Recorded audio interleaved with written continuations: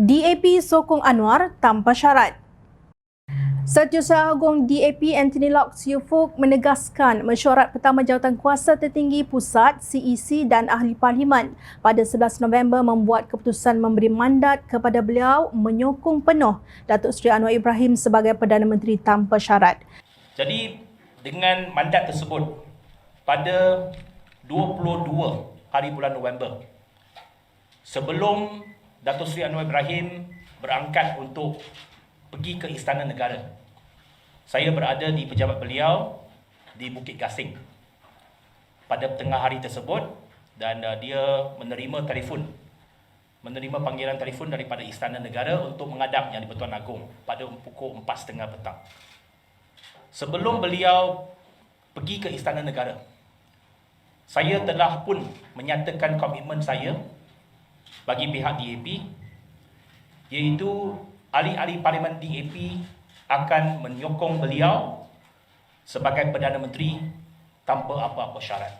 Itu mandat dan keputusan yang dibuat oleh semua ahli parlimen dan CEC. 22 November beliau menghadap Agong dan bersetuju bentuk kerajaan perpaduan. Pada 24 November, Anwar angkat sumpah, katanya dalam sidang media. DAP berkata jika Pakatan Harapan berdepan kebuntuan membentuk kerajaan kerana tidak mendapat majoriti di parlimen, parti itu bersedia berkorban demi negara. Justru, isu kurangnya wakil rakyat DAP diberi jawatan menteri walaupun mempunyai jumlah ahli parlimen kedua terbanyak di Dewan Rakyat tidak timbul sama sekali berdasarkan mesyuarat CEC, DAP dan ahli-ahli parlimen yang menang pilihan raya umum ke-15 itu. Menurut beliau, selepas Anwar mengangkat sumpah, beliau memanggil satu lagi mesyuarat CEC dan ahli parlimen DAP. Mesyuarat kedua itu membincangkan apakah DAP akan menerima lantikan kabinet dalam kerajaan Anwar Ibrahim sebagai Perdana Menteri. Dalam mesyuarat tersebut, saya telah melontarkan persoalan kepada semua ahli CEC dan ahli parlimen DAP. Soalan yang pertama ialah, sekarang Datuk Seri Anwar Ibrahim telah pun mengangkat sumpah sebagai Perdana Menteri. The next question yang kita perlu tanya ialah, adakah DAP mahu bersama-sama terlibat dalam kerajaan ini, yakni bersekali dalam ataupun menganggotai Kabinet Datuk Seri Anwar Ibrahim.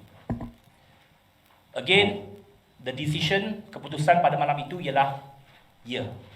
Semua yang hadir secara sebulat suara mengatakan bahawa ahli parlimen DAP dan parti DAP akan menyertai kerajaan perpaduan yang didukung oleh Datuk Seri Anwar Ibrahim.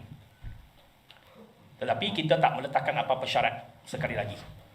Jadi ada 4 ahli parlimen DAP telah dipilih sertai Kabinet Anwar. Penyertaan DAP dalam kerajaan perpaduan ini hanya ada satu objektif, iaitu mendukung kepimpinan Datuk Seri Anwar untuk menjayakan kerajaan perpaduan ini. Maknanya kalau Anwar berjaya, maka kerajaan berjaya dan Malaysia akan berjaya.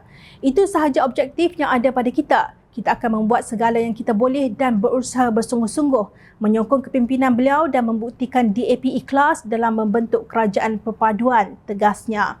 Anthony Locke berkata portfolio diberikan kepada DAP iaitu Kementerian Pengangkutan, Kementerian Kerajaan Tempatan, Kementerian Belia dan Sukan dan Kementerian Sumber Manusia adalah penting, dan beliau mengucapkan terima kasih kepada Anwar kerana memberikan kepercayaan kepada mereka menganggotai kabinet beliau. Penjelasan Anthony Locke itu dibuat dipercayai untuk menjelaskan isu yang ditimbulkan oleh pengurusi DAP Pulau Pinang Chow Koryo yang mempersoalkan bilangan menteri daripada DAP, sedangkan parti yang kurang ahli parlimen berbanding parti itu mendapat lantikan menteri yang lebih ramai. Kon Yeo dipercayai merujuk kepada UMNO yang mendapat 6 portfolio. Cubalah belapan dada dan jangan dilihat berebut jawatan. Setiausaha Agung UMNO Datuk Seri Ahmad Maslan juga menyentuh mengenai isu yang berkaitan. Beliau berkata pelantikan Presiden UMNO Datuk Seri Dr. Ahmad Zahid Hamidi sebagai timbalan Perdana Menteri bukan berunsurkan kepentingan politik, tetapi dibuat dengan mengambil kira kedudukannya dalam hierarki parti demi kestabilan. Tidak pernah satu kabinet pun yang tidak menerima kritikan. Berapa banyak kali kita melihat ada satu perkara yang 100% sempurna. Mesti ada pihak yang tidak bersetuju di sana sini. Jika kita memberikan kepada orang lain selain Presiden, kestabilan itu agak tercabar. Kestabilan pertama dalam UMNO dan kedua dalam kerajaan perpaduan itu sendiri. Oleh itu, kita ingin kestabilan dan mengikut hierarki parti, satu perkara yang sesuai dibuat pada saat ini, katanya di petik bernama. Menurut beliau, pihaknya menerima maklum balas positif daripada peringkat akar umbi parti. Kita sedar kita hanya ada 30 kerusi dan 6 wakil pada pandangan kita. Alhamdulillah, walaupun kita meminta lebih, tegas Ahmad. Justru sewajarnya pemimpin parti dalam kerajaan perpaduan tidak membuat kenyataan kurang cerdik, walaupun Pakatan Harapan mengamalkan kebebasan bersuara. Inilah masanya pemimpin menunjukkan semangat untuk berkorban demi negara, bukan untuk jawatan.